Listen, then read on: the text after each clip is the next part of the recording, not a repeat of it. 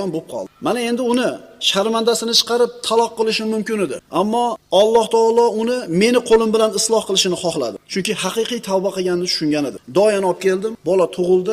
Ertasi kuni namozga chiqarkanman, imom quloq qoqqanida namozga bolani ushlab tashqarida turgan edi. Hamma kirib ketdi. Imom Allohu akbar deb farzga quloq qoqdi. Bolani hech kimga ko'rsatmasdan masjidni tashqarisiga qo'yib kirib imomga ergashdim. Mo sirni yopishni ko'ring. Namoz o'qib bo'lganimizdan keyin bola yig'lashni boshladi. Hamma yig'ilib atrofida jamlanib ketdi. Kim ekan? Men ham hech narsani bilmagandek bordim. Nima ekan bu deb so'rasam, qara, birov bolani tashlab ketib shu yerga dedi.